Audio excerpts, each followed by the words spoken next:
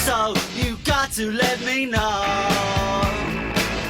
Should I stay or should I go? 25 game weeks are upon us, and my FPL team is not but a waste of time at the moment.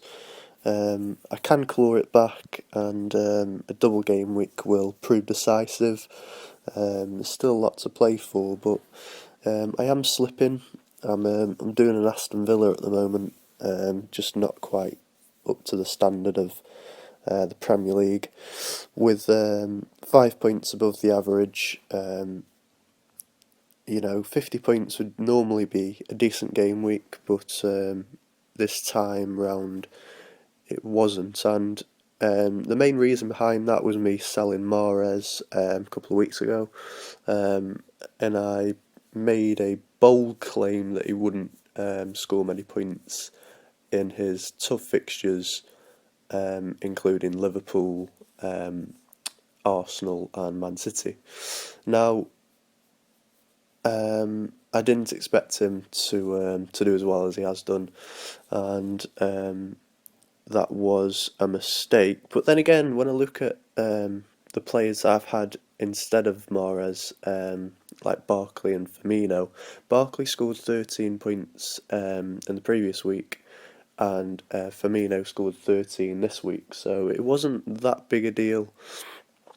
It was more the fact that I've had David Silva, who has fired constant blanks for the past couple of weeks.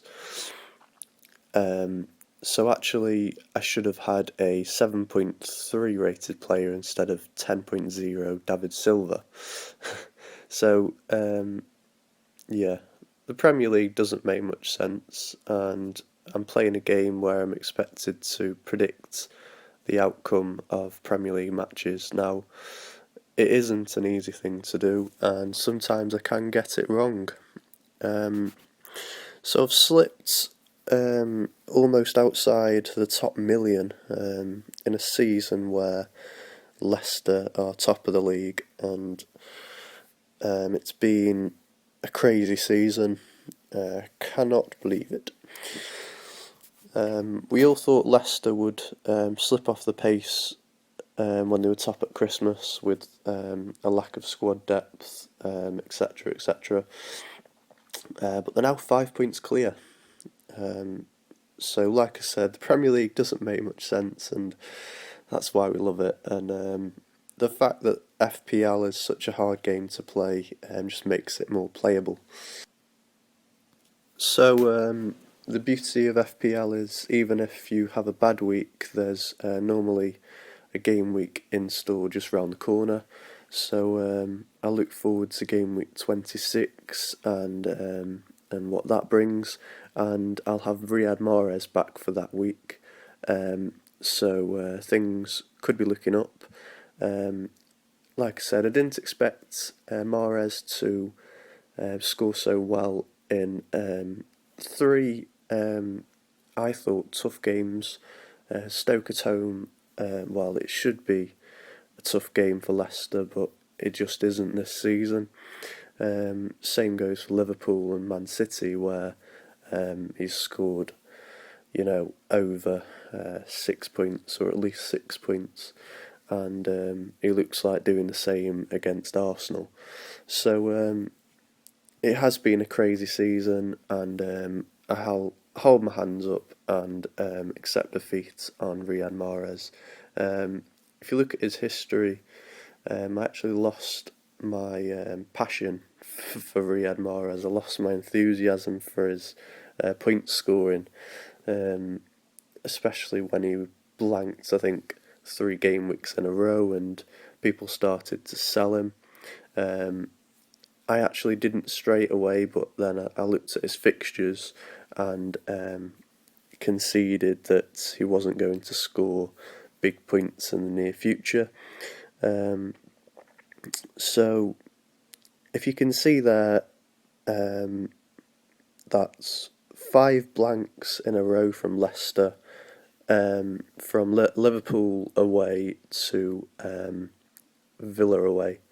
So I think I was right to sell him at that point, especially with Stoke, Liverpool, Man City, and Arsenal is fixtures.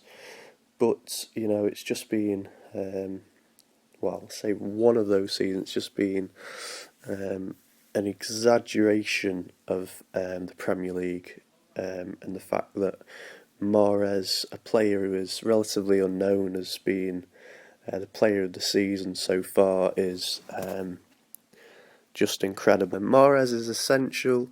I should have known. And if you're wondering why my voice is so low and monotone, it can be explained by the form guide, really. Stoke are 18th, and it's just a summary of the unrelenting brutality of the Premier League at times. And for every team like Leicester and Southampton, who come into form as always, teams that drop down the pecking order, and Stoke have been one of them, unfortunately. But I live in hope that we can recover our form and finish somewhere in the top half. So thanks for watching, guys, and on to game week 26.